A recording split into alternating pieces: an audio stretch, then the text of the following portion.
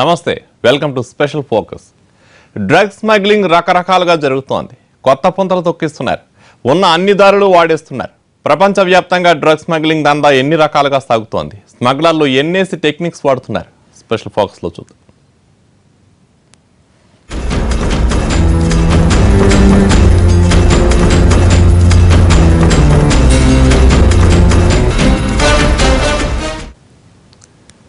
బట్టలు, బూట్లు, విగ్గు, బ్యాగులు, ప్యాడ్స్, బొమ్మలు, పూలు, పండ్లు ఇలా రకరకాలుగా డ్రగ్స్ స్మగ్లింగ్ చేస్తున్నారు. ఈ రూట్లన్నీ తెలిసినవే, కస్టమ్స్ అధికారులు పట్టేస్తున్నవే. అందుకే ఓ కిలాడి లేడీ రూట్ మార్చింది. రిస్క్ చేసి కడుపులోనే కషాయం దాచింది.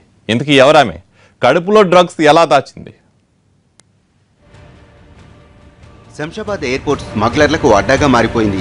ఎవరు గుర్తించలేరులే అన్నట్లు విదేశాల నుంచి వస్తున్న కొందరు ప్రయాణికులు బంగారం, డ్రగ్స్ ను యథేచ్ఛగా తీసుకొచ్చేస్తున్నారు. తాజాగా అలాంటి ఓ కేసు ఇక్కడి కస్టమ్స్ అధికారులకు మైండ్ బ్లాక్ చేసింది. పేరు మూసియా అలియాస్ మూసా, వయసు 32 ఏళ్లు. దక్షిణాఫ్రికా జోహెన్నెస్బర్గ్ కు చెందిన కిలేడి ఇతర ప్రయాణికుల్లాగే దర్జాగా దుబాయ్ నుంచి శంషాబాద్ ఎయిర్పోర్టుకు వచ్చింది. ఈమెపై ఎవరికీ ఎలాంటి అనుమానమూ రాలేదు. అయితే అక్కడి స్కానర్లు ఈమె పొట్ట కింది భాగంలో ఏవో పదార్థాలున్నట్లు తేల్చాయి. వెంటనే అధికారులు ఆమెను పట్టుకున్నారు. నార్కోటిక్స్ సిబ్బందికి అప్పగించారు.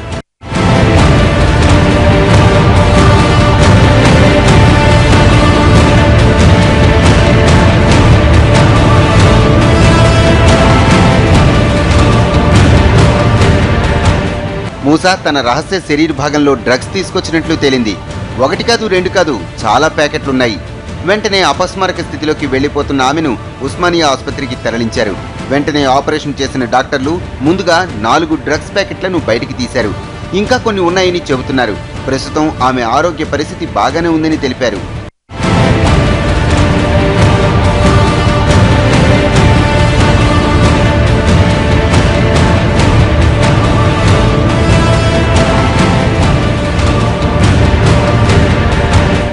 మూసా ఈ నెల 23న దక్షిణాఫ్రికాలోని జోహెన్నెస్బర్గ్ నుంచి దుబాయ్ వచ్చింది. తర్వాతి రోజు దుబాయ్ నుంచి బ్రెజిల్ ఎయిర్పోర్టుకు వెళ్ళింది. బ్రెజిల్లో స్మగ్లింగ్ కింగ్ పిన్లు ఎక్కువ. 29న బ్రెజిల్ ఎయిర్పోర్ట్ నుంచి దుబాయ్ వచ్చిన మూసా తర్వాతి రోజు దుబాయ్ నుంచి హైదరాబాద్ వచ్చింది. సెప్టెంబర్ 10న తిరిగి హైదరాబాద్ నుంచి దుబాయ్ వెళ్లాలనుకుంది. అదే రోజు దుబాయ్ నుంచి జోహెన్నెస్బర్గ్ వెళ్లాలన్నది ఆమె ప్లాన్. అయితే ఆమె తెచ్చిన డ్రగ్స్ ప్యాకెట్లలో ఉన్నది ఏమిటి? వాటిని హైదరాబాద్లో ఎవరికి ఇవ్వాలనుకుంటోంది? ఈ 10 రోజులు ఇక్కడ ఏం చేయబోతోంది? సిటీలో ఆమెకు తెలిసిన వారెవరు? ఇక్కడి నైజీరియన్లతో లింకులున్నాయా? ఇలాంటి చాలా ప్రశ్నలకు నార్కోటిక్స్ అధికారులు, పోలీసులు సమాధానం కనుక్కోబోతున్నారు.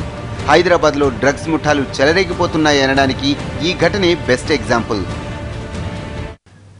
ఇంతకీ ఈ స్మగ్లర్లు డ్రగ్స్ ఎలా ట్రాన్స్పోర్ట్ చేస్తారు? వీళ్ళు తరచూ వాడే టెక్నిక్స్ ఏమిటి? ఫోకస్లో షార్ట్ బ్రేక్ తీసుకుందాం.